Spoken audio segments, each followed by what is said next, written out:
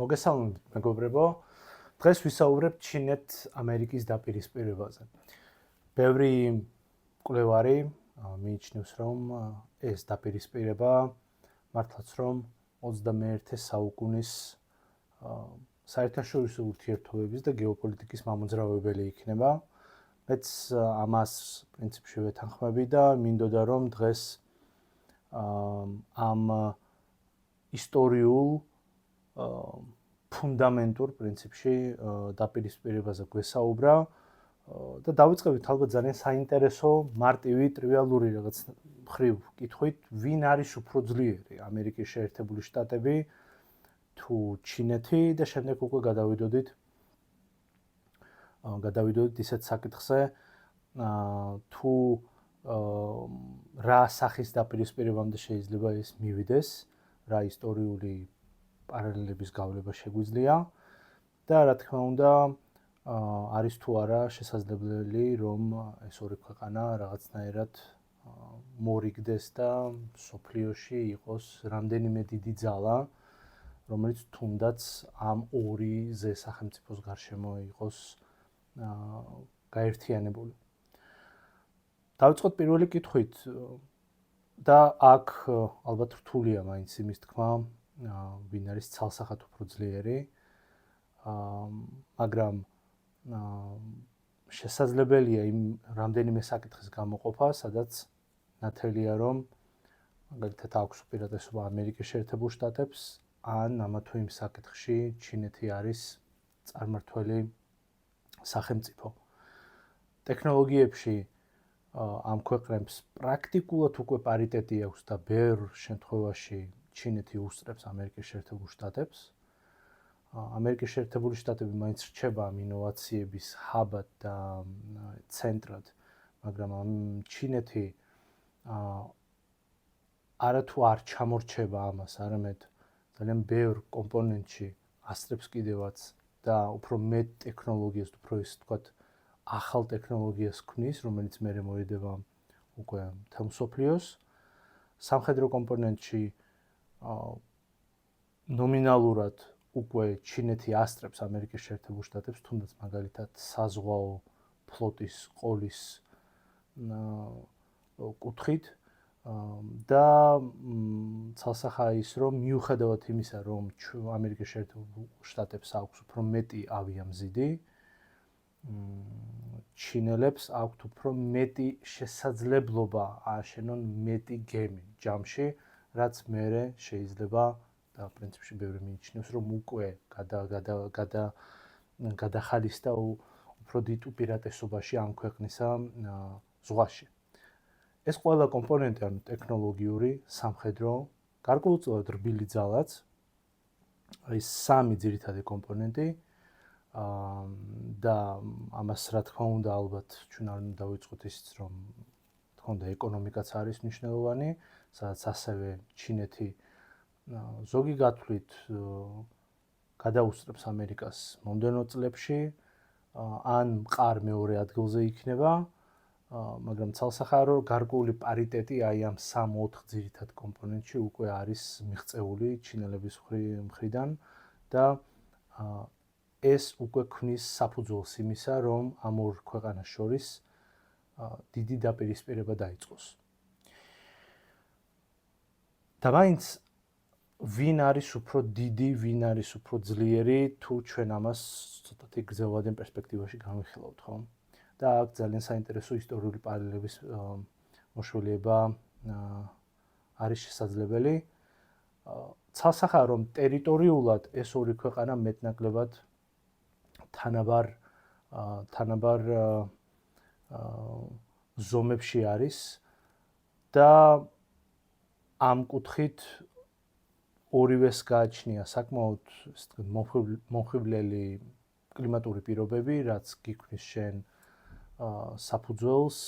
კონდეს ძლიერი სოფლის მეურნეობა, სივრცეები, რათა შექმნა და აწარმოო და კონდეს გასასვლელი ზღვაში, ანუ ივაჭრეო დანარჩენ მსოფლიოსთან, აი ამ კუთხით ჩინეთი და ამერიკის შეერთებული შტატები საკმაოდ კომფორტულ ადგილებში მდებარეობენ, რა თქმა უნდა, ამერიკის შეერთებული შტატები უფრო დაცულია ვიდრე ჩინეთი. ამერიკას ორი დიდი ოკეანე იცავს, ამერიკას გააჩნია ფარული იმპერია, რასაც ბევრი მკვლევარი ეძახის და მიიჩნევს ამ ფარული იმპერიით იმ პატარა კუნძულებს, რომელსაც ამერიკის შეერთებული შტატები აკონტროლებს კარიბის ზღვასა თუ წყნარ ოკეანეში და იმ მრავალ სამხედრო ბაზას, რომელიც ესე ვთქვათ მოდებულია მთელ მსოფლიოში, განსაკუთრებით კი ევრაზიის კონტინენტზე. ანუ ამერიკა თავისი ფარული იმპერიით, ასე ვთქვათ, ტერიტორიული იმპერიით, სამხედრო იმპერიით არის პრინციპში საკმაოდ კომფორტულ მდგომარეობაში გეოგრაფიული კუთხით. ჩინეთის ვითარება, გეოგრაფიული ადგილმდებარეობა არც თუ ისე კომფორტულია ამერიკასთან შედარებით, რადგან ჩინეთს ყავს უამრავი მეზობელი, პრობლემური მეზობელიც პრინციპში, საჭიროა საზღვრების დაცვა, უზარმაზარი რესურსების ჩადება, ინფრასტრუქტურის მოშენებაში, გაკონტროლებაში და ასე შემდეგ. და ჩინეთი არ არის ცალსახად არც საზღვაო და არც მხოლოდ სახმელეთო, ასე ვთქვათ, იმპერია, არამედ რაღაცნაირი დუალისტური იმპერია არის, თუ შეიძლება ამ ტერმინის გამოყენება, სადაც რაშიც შეგვიძლია გავითვალისწინოთ, ანუ ამ ქვეყნის როგორც საზღვაო, ასევე სამხედრო სტრატეგიის ელემენტების არსებობა, რაც რა თქმა უნდა ჩინეთს აყენებს ისეთი ქვეყნების რიგში, როგორიც არის მაგალითად ინდოეთი, რომელსაც ასევე აქვს გასასვლელი ოკეანეში და არის კომფორტულ, ასე ვთქვათ, გეოგრაფიულ პოზიციაში, ასე ვთქვათ, ინდოეთის ოკეანეში, მაგრამ ამავდროულად აქვს უზარმაზარი საზღვრები კონტინენტზე ჩრდილოეთით და ან თუნდაც მაგალითად შეგვიძლია შევადაროთ ზომით პატარას, მაგრამ საკმაოდ, ასე ვთქვათ, მეტნაკლებად იდენტურ მდგომარეობაში ყოფ საფრანგეთს, რომელიც მაგალითად შუა საუკუნეებში ჰქონდა ამბიცია, ახალ პერიოდში ჰქონდა ამბიცია ზღვაშიც, ხმელეთზეც და რაღაცნაირად ქვეყნის უზარმაზარი რესურსები, მაგალითად მე-18 საუკუნის ბოლოს, მე-19-ის დასაწყისში იფანტებოდა როგორც ზღვაში, ასევე ხმელეთზე, რამაც საბოლოო ჯამში ამ ქვეყნის დასუსტება გამოიწვია ბრიტანელები და შემდეგ უკვე ამერიკელები უფრო მეტ რესურსს ფლობდნენ და უფრო მეტ რაც გამომდინარეობდა მათი უკეთესი გეოგრაფიიდან გამომდინარე და რამაც საბოლოო ჯამში დააკნინა საფრანგეთის ფრანგული იმპერია და შემდეგ უკვე ფრანგული რესპუბლიკები, ხო? აი ამ გეოგრაფიული შედარების შემდეგ იწყება ეს თქო საინტერესო მომენტი აი ამ მსჯელობაში, რომელიც მინდა რომ შემოგთავაზოთ. მიუხედავად იმისა, რომ ამერიკა არის დიდი გეოგრაფიულად, რესურსების კუთხით და რესურსებში პირველ რიგში ვთვლი ადამიანურ რესურსს, შემდეგ უკვე ბუნებრივ რესურსებსაც, ჩინეთი ბევრად უფრო მეტ რესურსს ფლობს, ვიდრე ამერიკის შეერთებული შტატები და ეს უკვე ცალსახა უპირატესობას წარმოადგენს ამ ქვეყნისა. ახლა ისტორიაში ისტორიული მაგალითები რამდენიმე გვაქვს ესეც საინტერესო, სადაც და როდესაც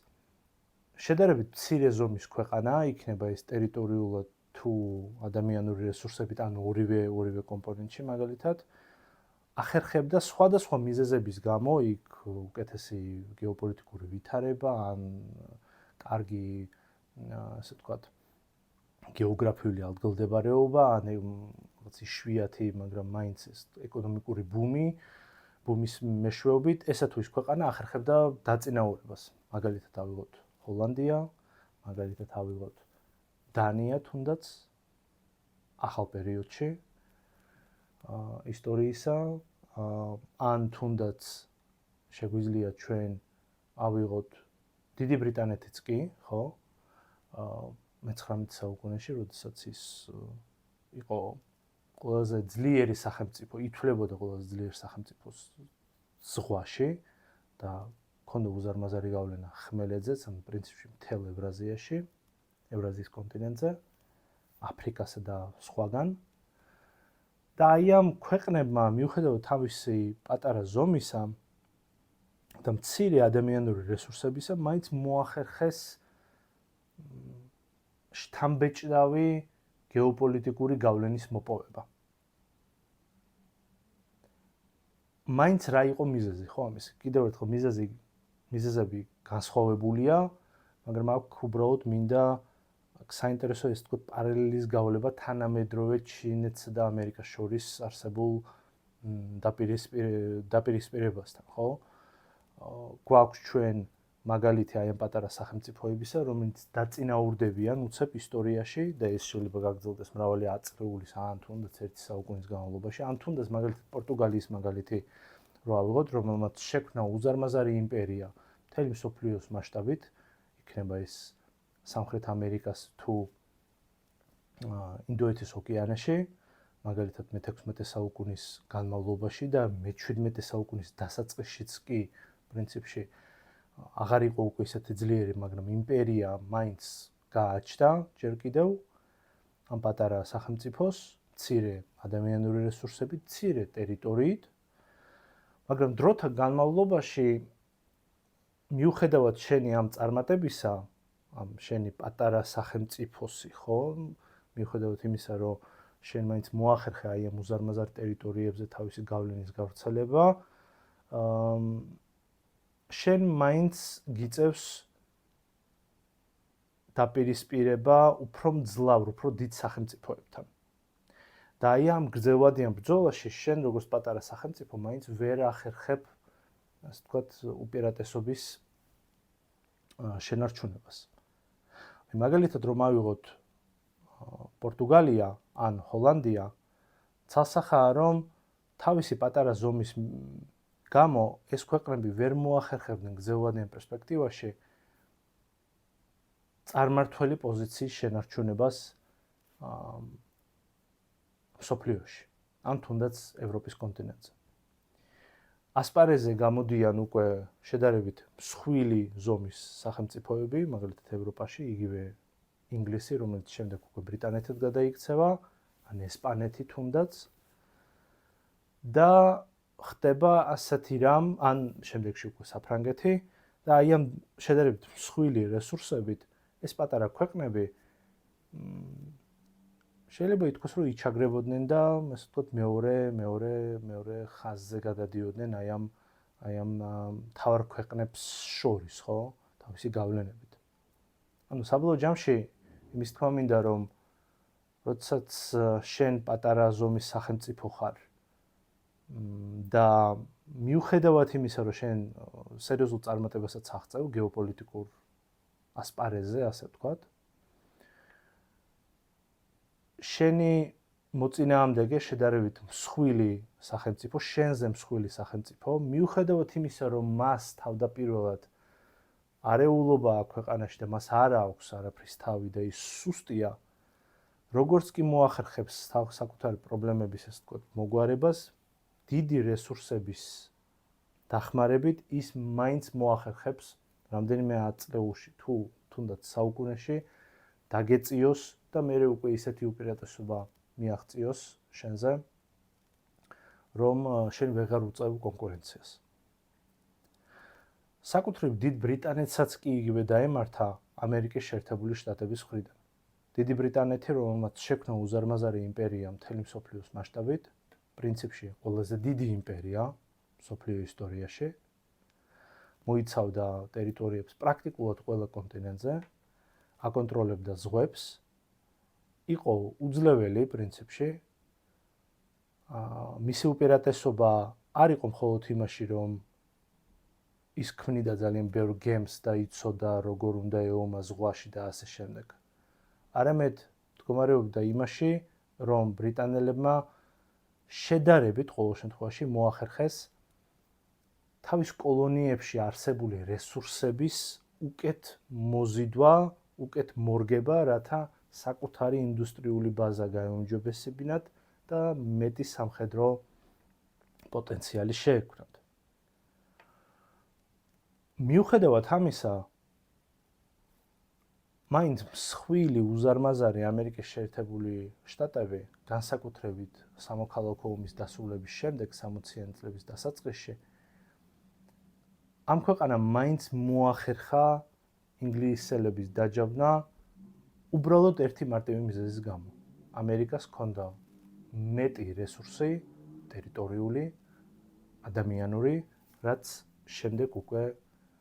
გადავიდა სამხედრო უპირატესობაში და ელემენტარულად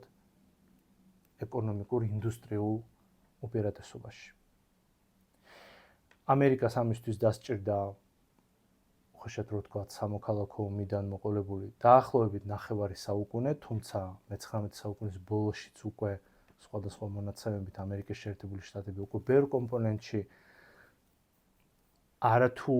ასწრებდა, არამედ უკვე არათუ ასე ვთქვათ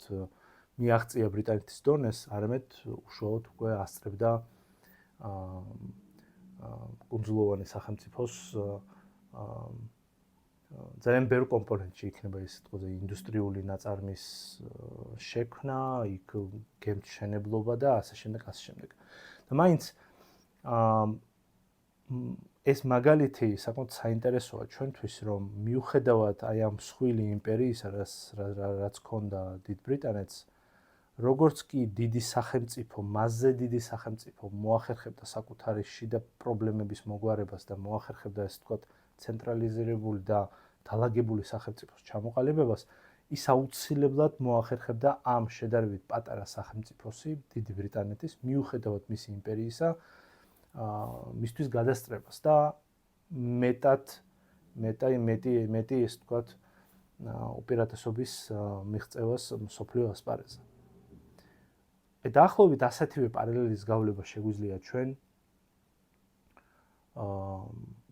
თუნდაც ოსმალეთსა და რუსეთს შორის ურთიერთობაში. ოსმალეთის იმპერია მე-15 საუკუნეში, მას შემდეგ რაც უკვე კონსტანტინოპოლს იკავებს და შემდეგ უკვე შავი ზღვისპირეთში დომინანტი ქვეყანა ხდება და ახლო აღმოსავლეთშიც ცალსახა უპირატესობას მიაღწევს, მე-16 საუკუნეს გულისხმობ. მაშინ რუსეთის იმპერია ჯერ კიდევ არ არსებობდა, მაგრამ მოსკოვის სამთავროს გარშემო შექმნილი სახელმწიფო იყო დიდი, მაგრამ იყო ბევრად სუსტი ვიდრე ოსმალეთის იმპერია. მაგრამ დროთა განმავლობაში, რაც უფრო მეტი ექსპანსიას ახორციელებდა რუსეთი, რომელიც შემდეგში უკვე იმპერიად ჩამოყალიბდება, მას უფრო მეტი რესურსი ჰქონდა, მეტ ზღვაზე გავიდა, კასპიაზე, შავ ზღვაზე, ბალტიის ზღვაზე. მეტი ვაჭრობა, მეტი ასე ვთქვათ, ინდუსტრიული ნაწარმის შექმნა, მეტი ფული, რათა ჯარი გამოეკვება და მეტი ესე ვთქვათ, საშუალება, რათა ეს დასავლური ტექნოლოგიები მიეღო და რა თქმა უნდა, როდესაც შენ ყავს მოწინააღმდეგეთ ოსმალეთის იმპერია, ან თუნდაც ჯერ სეფიანთა ირანი და მერე უკვე ყაჯართა დინასტიის ქვეშ არსებული ირანი. მიუხედავად მათი დიდი ზომისა თავდაპირველად და მათი სიძლიერისა, მაგალითად მე-16-მე-17 საუკუნეებში, რუსეთი, რომელიც ჯერ არ იყო ძლიერი, მაგრამ იყო მზარდი, მაგრამ მეტი რესურსის მქონე მაინც ახერხებდა, მერე მოახერხა, ასე ვთქვათ, უპირატესობის მიღწევა ამ ორ მოთამაშეზე. ანუ მოდელი ისევ იდენტურია იმისა, თუ რაც მოხდა მაგალითად ბრიტანეთსა და ამერიკას შორის, ან მანამდე მაგალითად ჰოლანდიასა და ნიდერლანდებსა და ბრიტანეთს შორის, ან მაგალითად პორტუგალიასა და ინგლისს შორის ურთიერთობაში, ხო? პატარა, მაგრამ ჯერ ძლიერი, შემდეგ უკვე აუცილებლად დამარცხდება დიდი, მეტად მოწესრიგებული სახელმწიფოს ხელში. ამ შემთხვევაში უგულისხმობ რუსეთსა და ოსმალეთს შორის ურთიერთობას, რუსეთსა და სხვადასხვა დინასტიის ქვეშ არსებულ ირანს შორის მაგალითებს. აი დაახლოებით იგივე გვაქვს ჩვენ ამერიკის შეერთებულ შტატებსა და ჩინეთს შორის ურთიერთობაში. ამერიკა დიდი უზარმაზარი სახელმწიფო ინდუსტრიული ქვეყანა, რომელიც იყო წარმართველი პრინციპში მე-20 საუკუნეში, თუ არ ჩავთვლით მე-20 საუკუნეში პირველ 10 წლეულებს, როდესაც მაინც მეტად იზოლაციონისტურ პოლიტიკას ატარებდა, მაგრამ ის იყო მზარდი სახელმწიფო. ჩინეთი იმ დროს იყო სუსტი, დანაწევრებული, დაპყრობილი, ან მაშინაც კი როდესაც 1959 წელს შეიქმნა, ასე ვთქვათ, ჩინეთის კომუნისტური სახელმწიფო, მაშინაც კი ჩინეთი იყო ძალიან სუსტი და ის არ მიიჩნევდა მოწინააღმდეგეთ, ასე ვთქვათ, პოტენციურ მოწინააღმდეგეთ, რეალისტურ მოწინააღმდეგეთ ამერიკის შეერთებული შტატებისა. და ისიც იყო ცალსახა, რომ ვერც საბჭოთა კავშირი მოახერხებდა ამერიკის შეერთებული შტატებისთვის რეალური ეკონომიკური ან თუნდაც პირდაპირ სამხედრო, ესე ვთქვათ, წინააღმდეგობის გაწევას, რადგან ის ნაკლი, რაც ჰქონდა საბჭოთა სისტემას, უკვე ქმნიდა იმ ნაკლს, იმ ნაღმს პრინციპში უკვე საბჭოთა სისტემაში, რამაც საბოლოო ჯამში მიიყვანა ეს იმპერია დაშლამდე. მაგრამ როგორც კი ჩინეთი ახერხებს შიდა პრობლემების მოგვარებას და იხსნება, ასე ვთქვათ, და უნდა უკვე გარე სამყაროსთან დანარჩენ მსოფლიოსთან ვაჭრობა და ისეთი ურთიერთობების დალაგება, რომლითაც ის მოახერხებდა უკვე საკუთარი ინდუსტრიული ბაზის შექმნას და შემდეგ უკვე გაფართოებას მთელ მსოფლიოში, აი აქ უკვე რესურსების საკითხი წინა პლანზე გადმოდის, ჩინეთის რესურსებს გულისხმობ ამ შემთხვევაში და ჩინური რესურსები უკვე ქმნის ისეთ სახელმწიფოს, რომელიც საბოლოო ჯამში მინიმუმ აღწევს უკვე იმ დონეს, რომელიც აქვს ამერიკის შეერთებულ შტატებს, ძალიან ბევრ კომპონენტში. და თუ ასე გაგრძელდა კიდევ რამდენიმე აწლეული, შეიძლება აქ საუბარიც იყოს მხოლოდ ერთ აწლეულზეც კი, ცალსახად შესაძლებელია ისეთი სცენარის წარმოქმნა, როდესაც ჩინეთი უკვე ცალსახა უპირატესობაში იქნება ყველა კომპონენტში ამერიკის შეერთებულ შტატებთან მიმართებაში. ანუ იდეა იმისა, რომ მაინც შენ გაქვს შედარებით მცირე რესურსები, ვიდრე შენს მოწინააღმდეგეს, ეს წარმოადგენს ძალიან მარტივ, მაგრამ მაინც ჭეშმარიტებას, რომელიც ისტორიის განმავლობაში არ იცვლება და ჩინეთი დაახლოებით იმავე მოდელით ახერხებს თავისი მოწინააღმდეგეების ჩამოშორებას, ასე ვთქვათ. ან დაჯაბნას თავისი მოწინააღმდეგეების, როგორც ეს ხდებოდა ძველ დროს, ან თუნდაც შუა საუკუნეებში იმ მაგალითების მეშვეობით, რომლითაც მოყვანით, რომლითაც ესე ვთქვათ, ჩვენ განვიხილეთ ამ ვიდეოს დასაწყისში. რეალურად ჩვენ აქ საქმე გვაქვს უფრო, ასე ვთქვათ, რესურსების შედარებასთან და ვის ექნება უფრო მოწესრიგებული სახელმწიფო ამ რესურსების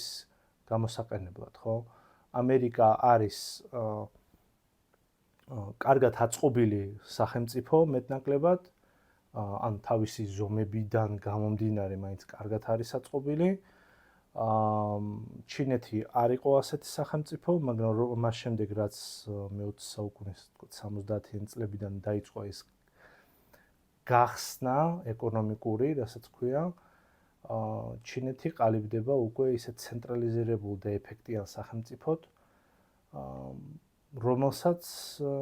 შეუძლია აი ამ საჭირო არსებული რესურსების სწორად გამოყენება. მაშსადამე ჩვენ ახლა ისტორიის ისეთ მონაკვეთში ვართ, როდესაც აი ამ ორი დიდი სახელმწიფოს დაპირისპირება შედის, ასე ვთქვათ, კრიტიკულ ფაზაში. და კრიტიკულ ფაზას ვეძახი აი ამ წლებს, რომელშიც ჩვენ აი დღეს ცხოვრობთ, იმ ერთი მარტივი მიზეზის გამო, რომ დაახლოებით ისეთ მომენტამდე მიდის უკვე მათი ურთიერთობა, სადაც ჩინეთი ან ვერ მოახერხებს იმ დონის მიღწევას, რომლის იქეთაც პრინციპში მას უკან დასახევი გზა აღარ ექნება და უკვე ვერც ამერიკა მიაღწევს იმ დონეს, ან უბრალოდ ამერიკა, ასე ვთქვათ, მოახერხებს მაინც გარკვეული იქნება ეს შეკავების პოლიტიკა, თუ იქნება ეს ჩინეთის თქოზე ეკონომიკური დასუსტებით და სხვა, ასე ვთქვათ, ზომებით ამ ქვეყნის ჩინეთის უკან დახევას. აი ეს საკითხი წყდება ჩვენ წინ აი ამ წლებში და მომდევნო რამდენიმე წელიწადში პრინციპში. ალბათ 2030 წლისთვის უკვე ნათელი იქნება მოახერხა თუ არა ჩინეთმა უკვე ისეთ დონეს მიაღწიოს, რომ პრაქტიკულად მის შეჩერება უკვე შეუძლებელი იქნება. და თუ ამერიკა მოახერხებს მაინც თქვათ ისეთი სტრატეგიის ჩამოყალიბებას, რომლითაც ის მოახერხებს აი იმ ინდუსტრიული მასშტაბების დაჯავნას, რაც აქვს ჩინეთს. და ეს ძალიან საინტერესო საკითხი არის აქ და აქაც ძალიან თქვათ საჭირო პარალელის გავლება არის საჭირო ასე ვთქვათ დიდ ბრიტანეთთან, იმიტომ რომ დიდი ბრიტანეთი რომელიც იყო პატარა სახელმწიფო, მაგრამ როგორც ვთქვით, ფლობდა უზარმაზარ იმპერიას, დიდ ბრიტანეთს სურდა, მაგრამ არ გამოუვიდა იმპერიის რესურსების ისე დონეზე გამოყენება, რომ მას შეენარჩუნებინა უპირატესი ადგილი მსოფლიო პოლიტიკაში. იყო განსხვავებული დრო, იყო განსხვავებული ტექნოლოგიები, ალბათ ისიც იყო მაინც პრობლემური, რომ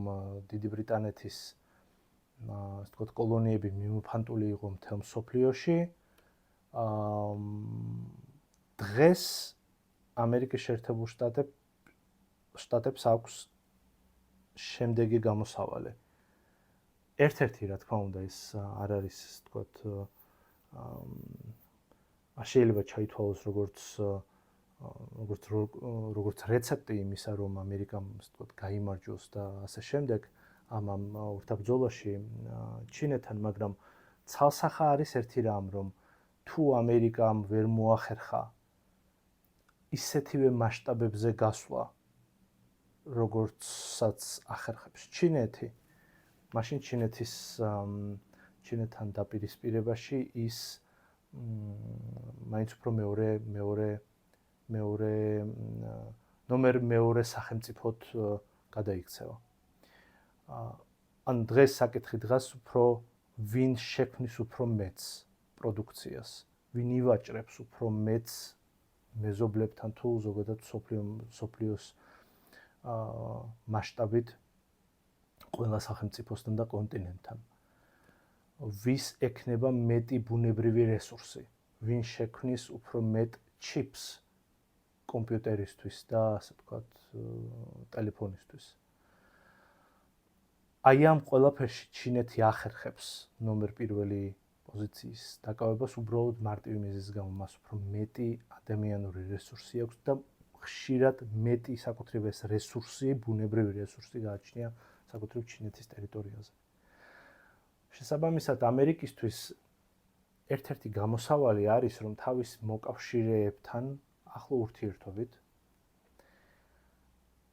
პარტნიორებთან შექმნას ისეთი სისტემა ალიანსების,